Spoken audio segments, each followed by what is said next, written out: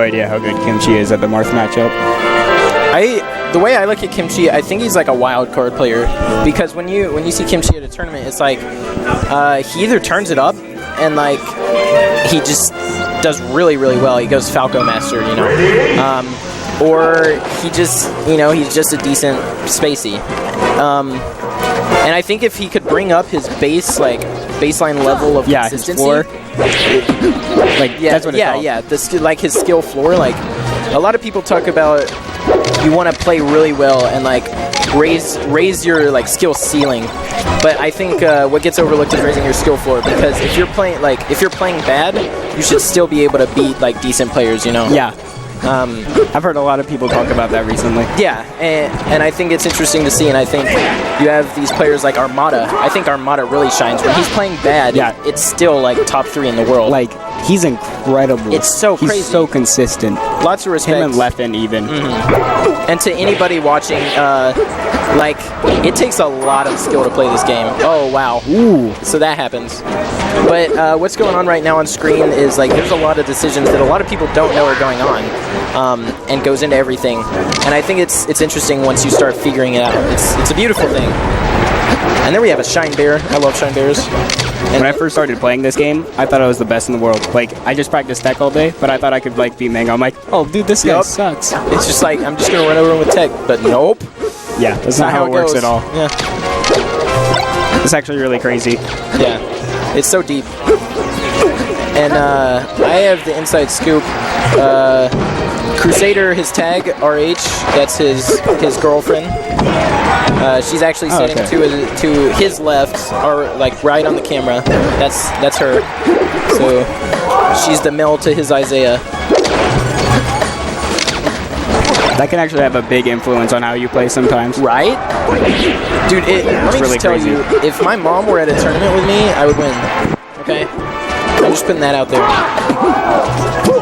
Whoa. One of the coolest things in the documentary to me is, and we'll get back to the match in a second, but I like when they're talking about Mel and Isaiah, and then Prague is like, sometimes there's that, you just want to, there's something there that makes you want to give a little bit more.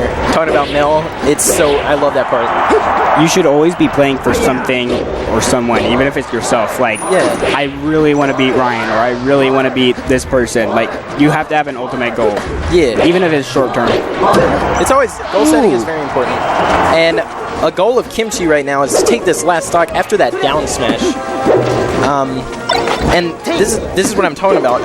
Last time I saw Kimchi and Crusader play, it was at the Turn Up For What. And to be honest, Crusader just decimated Kimchi. I think they played. Kimchi's actually gotten really good recently. I may have just spewed shit.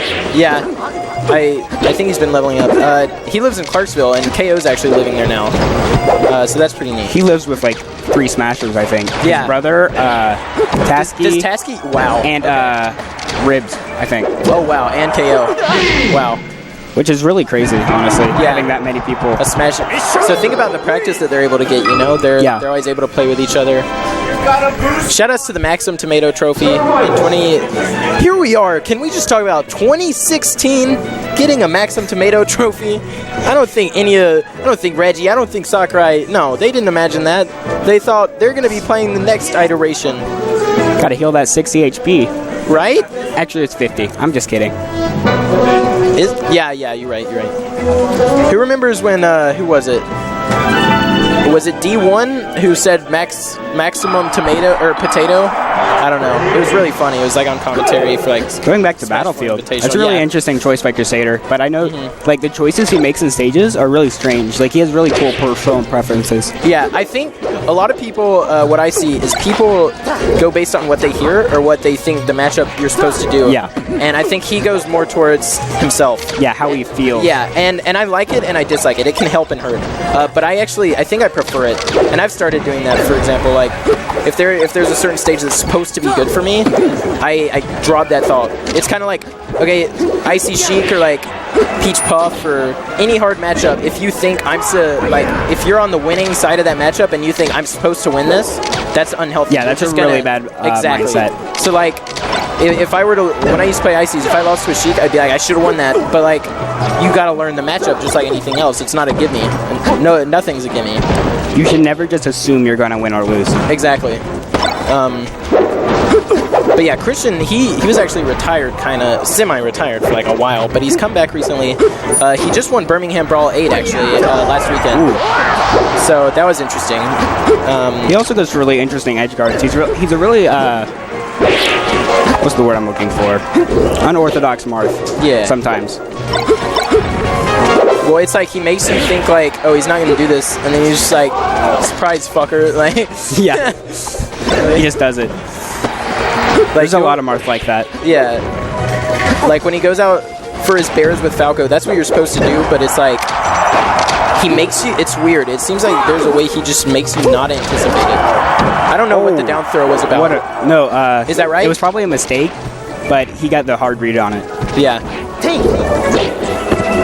I played Kimchi yesterday. I think he's really like good at some matchups, but then he just doesn't understand or doesn't play some matchups right. Like I 2-0'd him with Puff yesterday. I just don't think he knows how to play the matchup completely right. Same. Because there's like no Puffs in Tennessee that really like play that much. Yeah, it's like, yeah. And that matchup's really difficult too for Falco. The only people that have the Puff practice are Tri-Cities and Memphis. And theirs are like kind of inactive and poopy. I mean, Wes has an okay Puff. It's not like he doesn't actively play it, but yeah, exactly. In friendlies he does. And he'll teach people about it.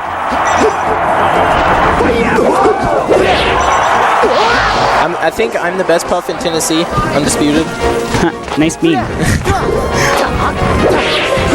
How's your tournament been going? I beat Jackie Chandler. It was really close. And then I lost 2-0 to Desno.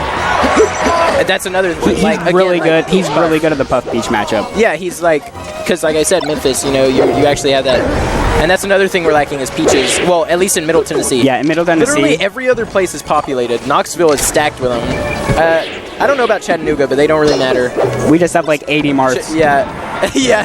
True story. And Marth and Spacey's, she's like, and then Memphis, they have the Memphis peaches. Knoxville, oh my God, they have a million peaches.